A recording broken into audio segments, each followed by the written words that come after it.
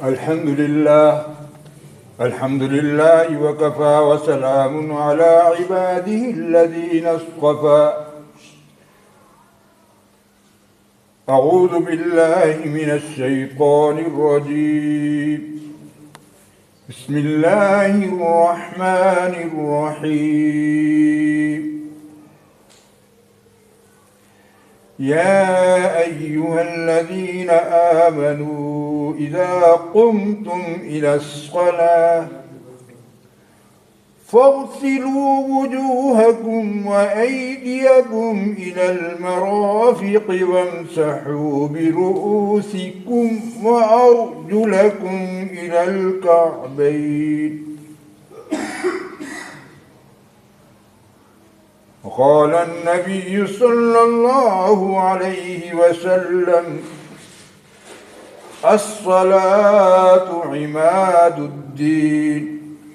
صدق الله وصدق على رسوله النبي الكريم، ونحن على ذلك لمن الشاهدين والشاكرين، والحمد لله رب العالمین. اللہ کا لاکھ لاکھ احسان ہے کہ الحمدللہ دین کی نسبت سے آپ حضرات کی خدمت میں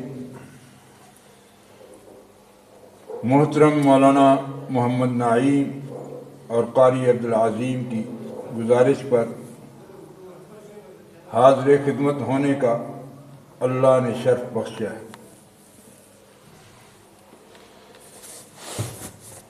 سب حضرات جو تشریف انشاءاللہ لائیں گے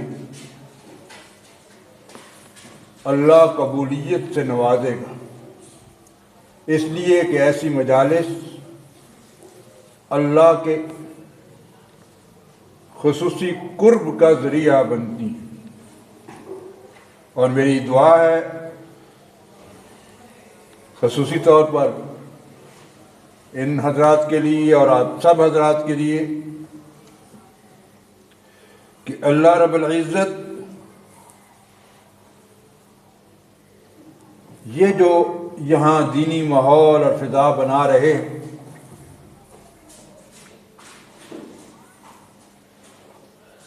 ان کی ساری محنت اور کوشش کو سلسلہ رشد و ہدایت اور نجات کا ذریعہ اور ظاہری اور باطنی راستوں سے ہمیں اور تمام ایمان والوں کو خدا نیکی کے راستوں پر چلنے کا شوق اور ذوق نصیب فرمائے. جتنا اللہ سے مانگیں گے اللہ عطا کرے. آیات کریمہ اور احادیث میں نماز کی ایک خاص اہمیت ہے. قرآن میں آپ مختلف موقعوں پر نماز کا تذکرہ پڑھیں گے اور نماز کی اس اہمیت کو سامنے لائیں گے. ابتدائی اللہ نے اس انداز میں کی، ان سارے پہلوؤں کو مد نظر رکھتے ہوئے تاکہ انسان اس سارے مرحلے کو ذاتی طور پر اہمیت دینے والا بن جائے.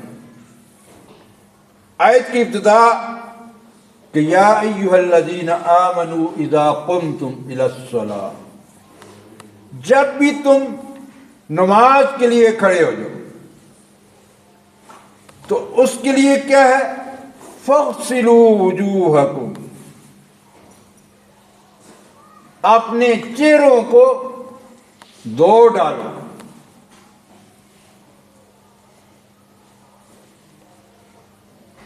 چہرے سے ابتدا کی اور اس کے بعد اللہ رب العزت نے آگے فرمایا وَأَرْجُلَكُمْ وَأَيْدِيَكُمْ وَأَرْجُلَكُمْ إِلَى الْكَعْبَيْنِ۔ اب یہ دیکھیں کہ ہاتھوں کا دھونا، پاؤں کا دھونا، اس کا ذکر کیا۔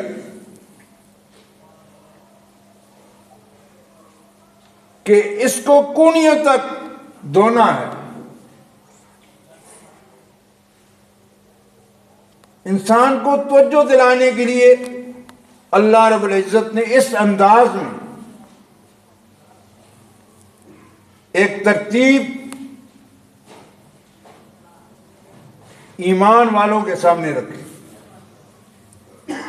اور پھر آخر میں عجیب انداز میں فرمایا وَأَرْجُلَكُمْ إِلَى الْكَعْبَيْنِ، اور پاؤں کو دھونا ہے ٹخنوں تک۔ اب فرض کے لحاظ سے یہ 4 فرض ہیں، وضو اس سے بھی ہو جاتا ہے، لیکن آگے اللہ کے پیارے حبیب صلی اللہ علیہ وسلم ہمارے اس پورے وجود کو باطنی طہارت اور پاکیزگی دینے کے لیے کس انداز میں ایک تفصیل کو بیان فرما رہے۔ آپ دیکھیں کہ اصل مقصود تو طہارت ہے، پاکیزگی ہے، اس کا ذکر کر دیا۔ رسول اکرم صلی اللہ علیہ وسلم نے پھر اس پر ایمان والوں کو اس نماز کے وضو کے بارے میں کتنی پیاری بات ارشاد فرما دی۔ آپ صلی اللہ علیہ وسلم نے فرمایا کہ دیکھیں کہ اس میں آپ کا کلی کرنا بھی ہے، ناک میں پانی ڈالنا بھی ہے، کانوں اور سر کا مسح کرنا بھی ہے، یہ ساری چیزیں ہیں۔ اور پھر ساتھ ہی ذکر الگ فرمایا مسواک کا، کہ مسواک بھی کر لیا کریں، لیکن مسواک کو اللہ کے رسول صلی اللہ علیہ وسلم نے واجب اور لازم نہیں قرار دیا کہ امت پر مشقت نہ بڑھ جائے، امت تکلیف میں مبتلا نہ ہو جائے، لیکن فضیلت اتنی ہے کہ آپ ایک نماز بغیر مسواک کے پڑھتے ہیں وضو کر کے، اس کا وہی ثواب ہے جو نماز کے لحاظ سے ہے۔ جماعت سے پڑھتے ہیں 27 درجہ زیادہ بن جاتا ہے، لیکن اگر اسی نماز کو آپ مسواک کر کے پڑھتے ہیں تو آپ کا ثواب 70 گنا زیادہ بڑھ جاتا ہے۔ اور پھر اللہ کی طرف سے مزید مہربانی یہ ہے کہ جو وضو میں مسواک کا اہتمام کرتا رہے گا، اللہ رب العزت اسے مرتے وقت کیا انعام نصیب فرمائیں گے، دنیا سے رخصت ہوتے وقت کیا انعام نصیب فرمائیں گے کہ اللہ پاک اس کی زبان پر لا الہ الا اللہ محمد الرسول اللہ جاری فرما دے۔ تو کوشش کر لی جائے، مسواک بھی کر سکتا ہے انسان۔ تو اب یہ جو ہے آدمی جب بھی سوچے تو یہ چیزیں معمولی نہیں ہیں، سب چیزیں اللہ کے ہاں انتہائی درجے والی ہیں۔ اب رسول اللہ صلی اللہ علیہ وسلم نے فرمایا وضو کرنے کی وجہ سے جب بھی آدمی وضو کرتا ہے تو اب جس کا تعلق منہ اور چہرے کے ساتھ ہوتا ہے، جب وضو کو پانی ڈالتا ہے تو اللہ پاک جو ہے اس گناہ کو جو وضو کی وجہ سے پہلے منہ اور زبان سے ہوتے ہیں، چہرے سے ہوتے ہیں، اللہ پاک ان کو معاف فرما دیتا ہے۔ اور پھر جب ناک میں پانی ڈالتا ہے تو جو ناجائز سونگنے والی کیفیات ہوتی ہیں، اللہ پاک اس ساری جو برائی ایسی ناک کے ذریعے ہوتی ہے، اللہ پاک اس کی گناہ بھی جھاڑ دیتا ہے۔ اور جب سر کا مسح کرتا ہے اللہ رب العزت اپنے رحمتوں کے سائے میں لے آتا ہے، اور جب پاؤں دھوتا ہے تو اللہ رب العزت جہاں جہاں چل کے اس کے پاؤں نافرمانی اور معصیت کی طرف گئے ہوئے ہوتے ہیں، اللہ پاک جو ہے پاؤں کے ان گناہوں کو بھی معاف فرما دیتا ہے۔ یہ اس کی کرم نوازی ہے۔ کیوں کہ وضو کریں گے تو آپ پورے شعوری کیفیت کے ساتھ کریں گے، ویسے نہیں کرتے۔ اب جتنے حضرات تشریف لائے ہیں تو اللہ نے آپ کے ذہن میں، آپ کے دل میں یہ شعور ڈالا ہے کہ اس اللہ کے آگے جو میں سجدہ ریز ہوں گا، پتہ نہیں اللہ عطاؤں کے کتنے دروازے کھولے۔ تو یہ شعوری کیفیت جو ہے اس کے بعد آپ وضو کرتے ہیں، ورنہ کئی ہمارے بھائی دکانوں میں بیٹھے ہوں گے، پارکوں میں بیٹھے ہوں گے، کسی اور جگہ بیٹھے ہوں گے، نماز جمعہ پڑھنے کی بھی انہیں توفیق نصیب نہیں ہوتی۔ عام نماز کی تو الگ بات ہے، جمعہ کی نماز پڑھنے کی بھی انہیں توفیق نہیں ہوتی۔ اب دیکھیں، سب سے پہلے کتنی بڑی اور کتنی عظیم بات ہے کہ آپ عام لحاظ سے بھی وضو کریں، لیکن جب آپ ہاتھ دھوتے ہیں اور اس کے بعد کلی کرتے ہیں، ایک یہ ہے کہ بس چلو کلی کر لی، چہرہ دھو لیا، باقی سارے اعضاء انہیں دھو لیا، ایک یہ ہے۔ ایک یہ ہے کہ ایک آپ ترتیب کے ساتھ وہ دعائیں بھی پڑھتے ہیں جنہیں رسول اللہ صلی اللہ علیہ وسلم نے ارشاد فرمایا۔ اب دیکھیں، سلیم الفطرت آدمی ان دعاؤں کو پڑھ کے اپنی زندگی کے اندر تبدیلی لاتا ہے۔ اب منہ کے اندر پانی آپ نے ڈالا اور رسول اللہ صلی اللہ علیہ وسلم نے ارشاد فرمایا کہ یہ دعا پڑھ لیں تو آپ کی اور وضو کے اندر ایک خاص کیفیت، خاص رنگ آ جائے گا کہ جو ہی منہ میں ڈالے پانی تو رسول اللہ صلی اللہ علیہ وسلم نے ارشاد فرمایا دعا پڑھ لیں کہ اللہم اعنی علی ذکرک و شکرک و تلاوت القرآن، اے اللہ میری مدد فرما اپنے ذکر کے لحاظ سے، شکر کے لحاظ سے اور قرآن پاک کی تلاوت کے لحاظ سے۔ وضو کے دوران جو آدمی اس دعا کو پڑھے گا، بزرگان دین فرماتے ہیں کہ جب منہ میں آپ پانی ڈالتے ہوئے اس دعا کو پڑھیں گے، اللہ تعالیٰ 4 قسم کی کیفیات آپ پر طاری کرے گا۔ پہلی کیفیت کہ میرا رب مجھے دیکھ رہا ہے اس وقت جو میں عمل کر رہا ہوں۔ دوسری کیفیت، اللہ تیری توفیق سے میں یہ سارا کام کر رہا ہوں، لہذا تیری یاد کیوں نہ کروں۔ تیسری کیفیت، اللہ مجھے اپنی نعمتوں کا قدردان بنانا، یہ نہ ہو کہ میں ناشکرہ بن جاؤں۔ اور چوتھی کیفیت، اے اللہ تو نے یہ مقدس اور متبرک کلام جو نازل کیا ہے، اللہ اس کے پڑھنے کی مجھے بار بار توفیق نصیب فرما دے، اور جب بھی میرے اوقات فارغ ہوں تو میں یا تو اذکار مسنونہ کے ساتھ اپنے آپ کو مصروف کر رہا ہوں، یا تلاوت کلام پاک کے ساتھ میں اپنی ان مصروفیات کو جو ہے اس تلاوت کے ساتھ مشغول رہ کے اپنے اوقات کو گزار رہا ہوں۔ جتنا ہم انشاءاللہ یہ کام کریں گے، اللہ رب العزت جو ہے وہ ہمیں اپنے قریب کرے گا، اور ہر وقت اللہ کو یاد کرنا ہے۔ کیوں کرنا ہے؟ اس لیے کہ ایمان والے کو پتہ ہے کہ موت کا وقت کا کوئی پتہ نہیں، کب آ جائے تو اللہ کرے کہ ہماری موت اس کی یاد میں ہی آئے، اس کے شکر میں ہی آئے، اور اس کے قریب ہونے میں ہی آئے، اس کی محبت اور اس کی معرفت میں ہی آئے۔ جتنا ہم انشاءاللہ اس چیز کو سامنے رکھیں گے، اللہ رب العزت ہمیں نوازتا رہے گا۔ ناک میں پانی ڈالتے ہیں، رسول اللہ صلی اللہ علیہ وسلم نے عجیب انداز میں اس کے بارے میں بھی فرما دیا۔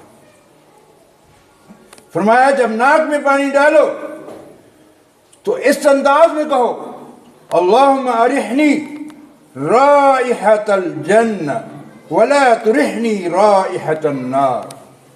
اے اللہ میں تجھ سے سوال کرتا ہوں، اور کیا سوال؟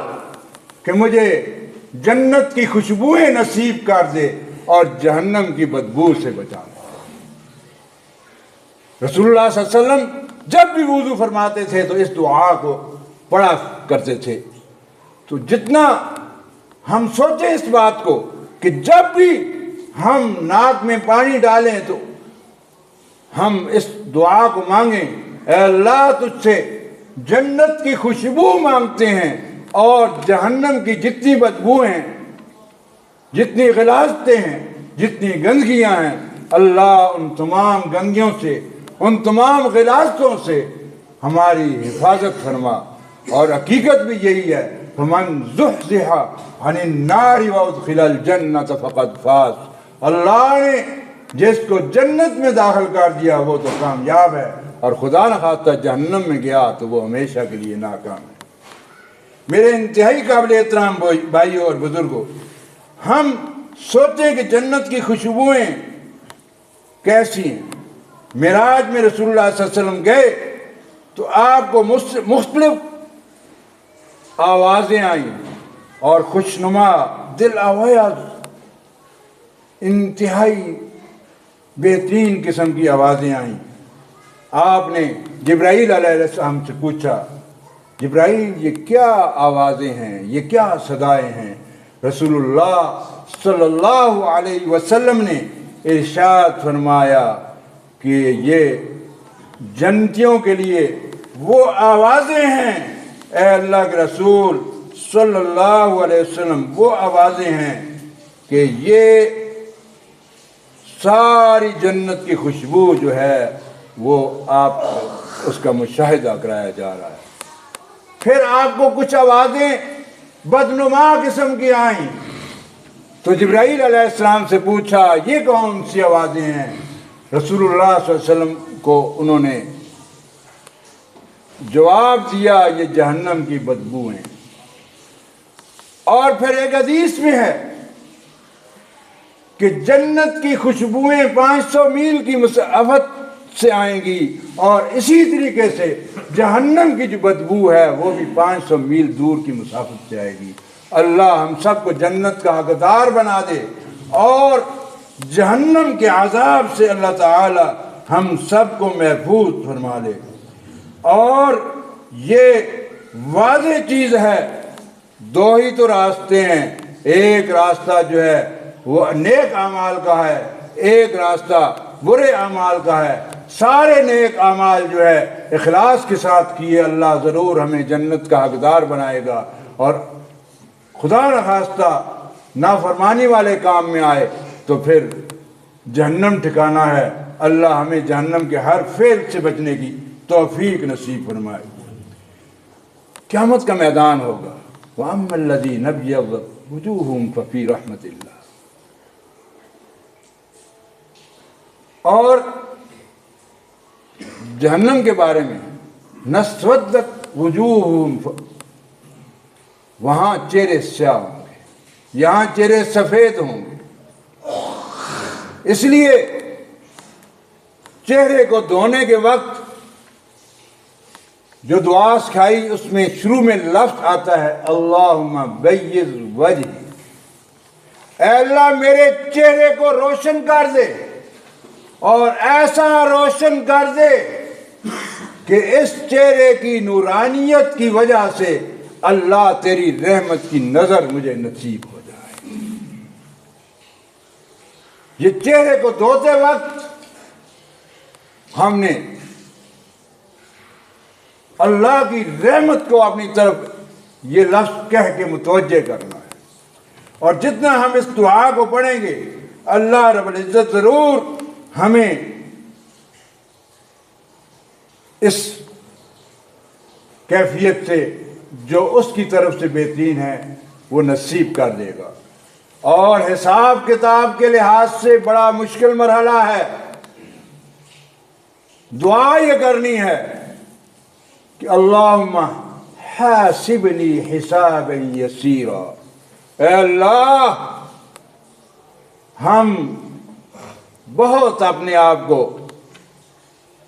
محتاج سمجھتے ہیں، ہمیشہ کے لیے زندگی کے موڑ پر پتہ نہیں ہم سے کتنی نافرمانیاں ہوئی ہیں، کتنے ایسے کام ہوئے ہیں جو نہیں کرنے چاہیے تھے۔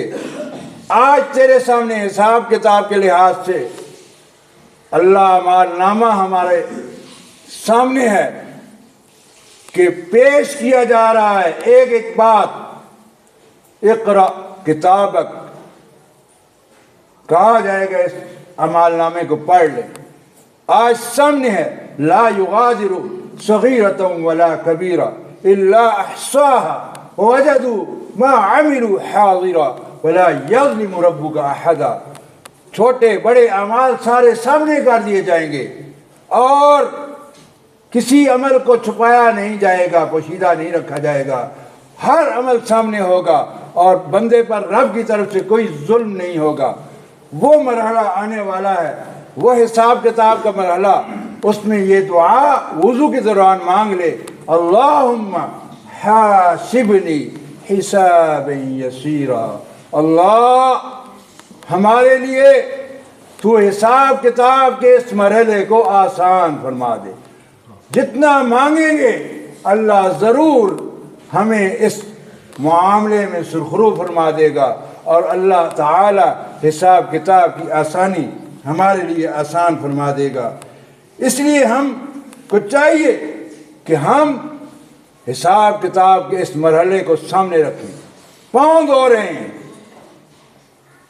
اس وقت وہ منظر سامنے ہو، کیا منظر کہ ہر ایک کو پل صراط سے گزارا جائے گا۔ بڑا نازک مرحلہ ہے پرصراط کا، بڑا نازک مرحلہ ہے پرصراط کا، گزارا جائے گا ہم سب کو۔ اور وہ مرحلہ جو ہے اس کو سامنے رکھتے ہوئے اللہ کے رسول صلی اللہ علیہ وسلم نے ارشاد فرمایا کہ آپ نے اس وقت دعا مانگنی ہے، اللہم ثبت قدمی علی الصراط یوم تزل الاقدام۔ باری تعالی جب آپ پلصراط سے ہمیں گزاریں گے تو ہمارے قدموں کو ثابت قدم رکھنا کہ اس وقت قدم پھسل جائیں گے۔ اللہ پلصراط میں ہمارے لیے وہاں جب یہ دعا پڑھیں گے گزرنے کے سارے مرحلے کو آسان کر دے گا۔ کہتے ہیں اتنا آسان کرے گا، بجلی کی روشنی جو ہے اتنی تیز نہیں ہوتی جتنا اللہ تعالیٰ ایک ایمان والے کو پلصراط کی اس گھاٹی میں آسانی کے ساتھ جنت میں پہنچا دے۔ اللہ ہم سب کے لیے وہ مرحلہ آسان فرما دے۔ تو یہ دعا پڑھ کر ہم جب بایاں پاؤں ہم دھوئیں گے اس دعا کو پڑھیں، اور جب بایاں پاؤں دھو رہے ہیں تو اس کے بعد اب دائیں پاؤں کی باری آ گئی، اور اس وقت ہم نے پڑھنا ہے کہ اللہم اجعل ذنبی مغفرتا وسعی مشکورا وتجارتی لن تبور۔ باری تعالی جتنے میرے گناہ ہیں وہ تو معاف فرما دے، اور جو بھی سعی اور عمل کرتا ہوں وہ تیری رضا کے لیے ہو، اور جو تجارت کر رہا ہوں یعنی نیکی کے اعمال کر رہا ہوں اللہ اس میں تو نفع ہی نفع دے ہمیشہ کے لیے، مجھے اس میں فائدہ ہی فائدہ پہنچا، مجھے نقصان نہ پہنچا اس میں۔ جتنا ہم ان ساری چیزوں کو مد نظر رکھ کر الحمدللہ وضو کریں گے، اللہ رب العزت ہمارے وضو کے اس عمل کو انتہائی قبولیت والا بنا دے گا۔ دو تین باتیں اور کر کے پھر آپ کو انشاءاللہ سندوں کا ٹائم دیں گے۔ پہلی بات یہ ہے کہ اس چیز کو سوچ لیں کہ عبادت کو رسمی نہیں کرنا بلکہ سنت کے مطابق کرنا ہے۔ رسول اللہ صلی اللہ علیہ وسلم نے اسی واسطے ارشاد فرمایا، میں دو چیزیں تم میں چھوڑ کر جا رہا ہوں، جب تک تم انہیں مضبوطی کے ساتھ تھامے رکھو گے کبھی گمراہ نہیں ہوگے۔ فرمایا ایک اللہ کی کتاب چھوڑ کر جا رہا ہوں، اور دوسرا اپنا طریقہ چھوڑ کر جا رہا ہوں۔ فرمایا رسول اللہ صلی اللہ علیہ وسلم نے، جس نے قرآن پاک کو آپ نے آگے رکھا، یہ قرآن پاک اسے جنت میں پہنچا دے گا، اور جس نے قرآن پاک کو پس پشت ڈالا، یہ قرآن پاک اسے جہنم میں لے کر چلا جائے گا۔ تو قرآن کے ہم استغاثے سے، فریاد سے بچیں کہ یہ نہ ہو کہ قیامت کے دن ہمارے مخالف یہ گواہی دے۔ اس انداز میں زندگی گزاریں کہ یہ قرآن جو ہے قیامت کے دن ہمارے حق میں گواہی دینے والا بن جائے۔ یہ مسجد ہے، ماحول ہے، آپ آتے ہیں الحمدللہ ثم الحمدللہ، کوشش یہ کریں کہ اپنی سوچ کو چند جذبوں کے ساتھ بنا لیں۔ پہلا جذبہ، اللہ ہمیں ہر کام اخلاص کے ساتھ کرنے کی توفیق نصیب فرمائے۔ دوسرا جذبہ، اللہ نیکی کے ہر کام میں ہمیں استقامت نصیب فرمائے۔ تیسرا جذبہ، اللہ جو تیرے محبین اور مقربین مخلصین ہیں ان کی ہم سب کو معیت نصیب فرما دے۔ اور چوتھا جذبہ، جیسے اللہ یہاں دنیا میں نیک لوگوں کے ساتھ تو ہمیں اپنی معیت نصیب فرما رہا ہے، قیامت کے دن بھی ہمیں اپنے مخلصین کے ساتھ معیت نصیب فرما دے، تاکہ یہ زندگی جو ہے اس میں بھی اللہ سکون نصیب ہو سکے، اور قیامت کا وہ میدان جو ہے جس میں وہ گھڑیاں یقیناً سخت ہیں، لیکن اے اللہ ربنا انک من تدخل النار فقد اخزیت وما للظالمین من انصار، کہ ہم قرآن کے ان آخری جملوں کو سامنے رکھ کر، پیچھے ابرار اور صالحین کا ذکر آیا، یہاں آ کر تجھ سے دعا مانگتے ہیں، اے اللہ تو نے اپنی اس مقدس کلام میں اس فکرے کو بار بار دہرایا ہے، یہ ہمارے دل اور دماغ میں پیوستہ کر دے کہ جس کو بھی تو نے جہنم کے اندر داخل کیا وہ ذلیل اور رسوا ہو گیا، اور ظالمین کا کوئی مددگار نہیں ہے۔ اللہ تجھ سے مانگتے ہیں ہمیں جنت نصیب فرما دے، اور جہنم کی ہر مشکل اور ہر رسوائی سے ہماری حفاظت فرما دے۔ وما علینا الا البلاغ۔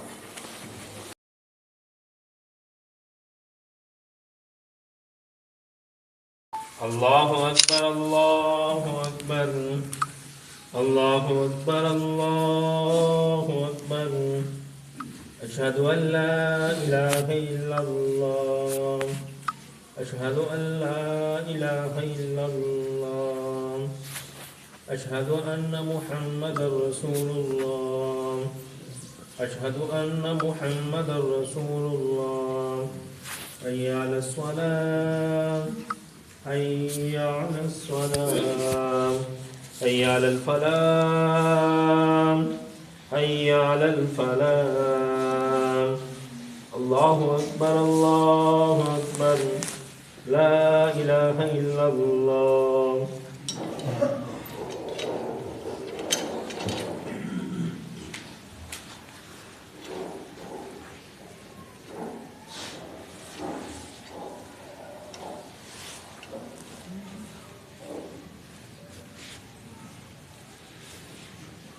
الحمد لله نحمده ونستعينه ونستغفره ونؤمن به ونتوكل عليه ونعوذ بالله من شرور أنفسنا ومن سيئات أعمالنا من يهده الله فلا مضل له ومن يضلل فلا هادي له. أعوذ بالله من الشيطان الرجيم. بسم الله الرحمن الرحيم. قد أفلح من تزكى وذكر اسم ربه فصلى بل تؤثرون الحياة الدنيا والآخرة خير وأبقى إن هذا لفي الصحف الأولى صحف إبراهيم وموسى.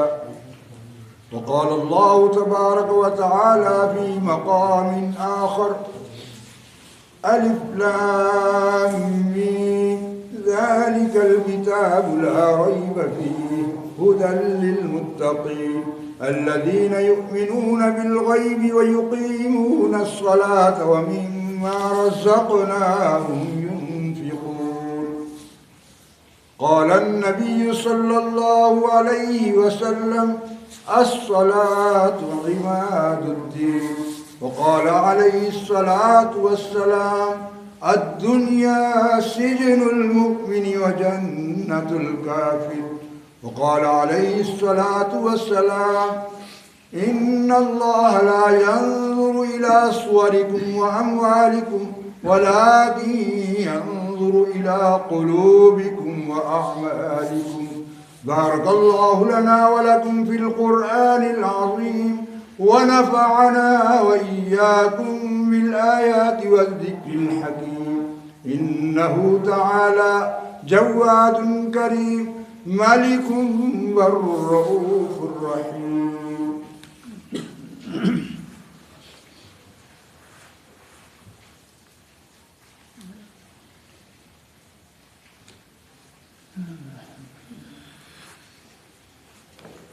الحمد لله وكفى وسلام على عباده الذين اصطفى.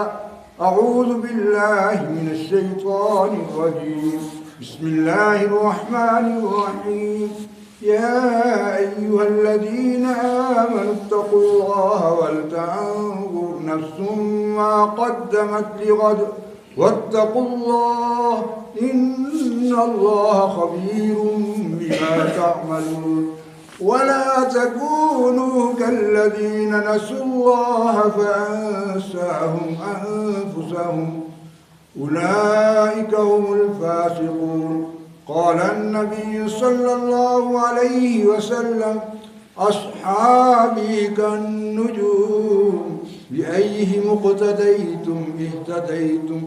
وقال عليه الصلاة والسلام الله الله في أصحابي لا تتخذوهم من بعدي غرضا فمن أحبهم فبحبي أحبهم ومن أبغضهم فببغضي أبغضهم. وخير القرون قرني ثم الذين يلونهم ثم الذين يلونهم والسلطان المسلم أعان الله في الأرض. يا حي يا قيوم برحمتك نستغيث.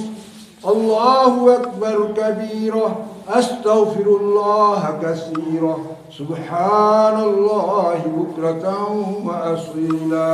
سبحان ربك رب العزة عما يصفون وسلام على المرسلين والحمد لله رب العالمين.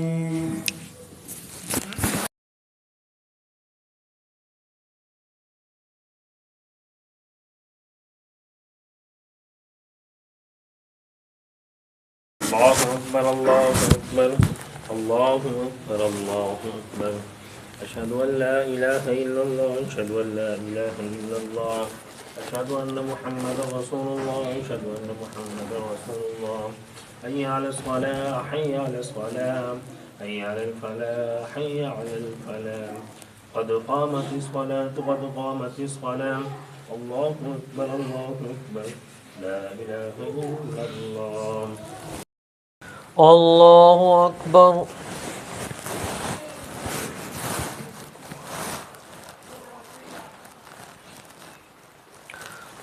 الحمد لله رب العالمين الرحمن الرحيم مالك يوم الدين إياك نعبد وإياك نستعين اهدنا الصراط المستقيم صراط الذين أنعمت عليهم غير المغضوب عليهم ولا الضالين.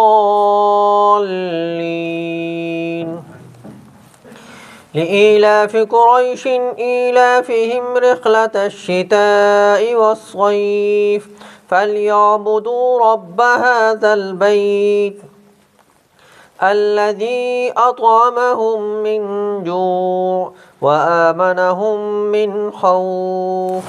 الله أكبر.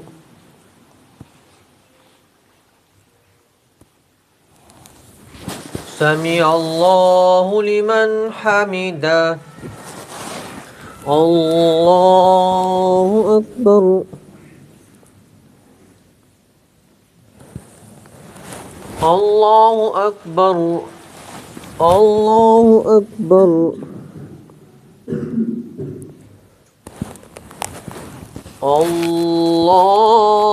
الله أكبر. الحمد لله رب العالمين الرحمن الرحيم مالك يوم الدين إياك نعبد وإياك نستعين اهدنا الصراط المستقيم صراط الذين أنعمت عليهم غير المغضوب عليهم ولا الضالين. قل هو الله أحد الله الصمد لم يلد ولم يولد ولم يكن له كفوا أحد. الله أكبر.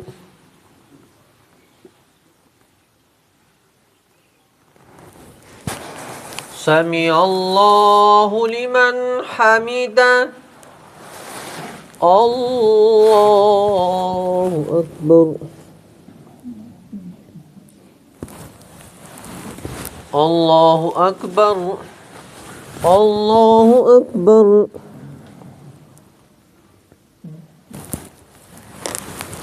الله أكبر.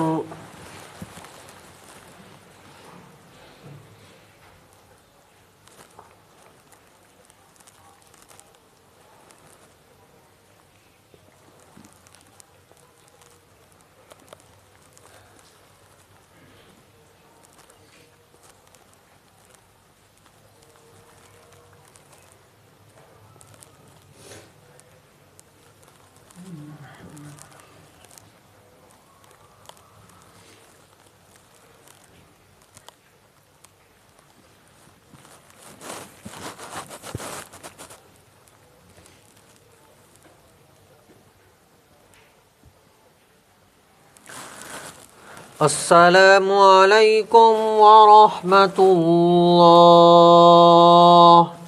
السلام علیکم ورحمۃ اللہ. اللهم انت السلام ومنك السلام تباركت ربنا وتعاليت يا ذا الجلال والإكرام. اللهم احسن عاقبتنا في الأمور كلها واجرنا من خزي الدنيا وعذاب الآخرة. اللهم اجرنا من النار. یا مقلب القلوب ثبت قلوبنا على دينك ويا مصرف القلوب صرف قلوبنا على طاعتك. اللهم لا مانع لما آتيت ولا معطي لما منعت ولا ينفع ذا الجد منك الجد. وصلى الله تعالى على خير خلقه محمد وآله وأصحابه أجمعين.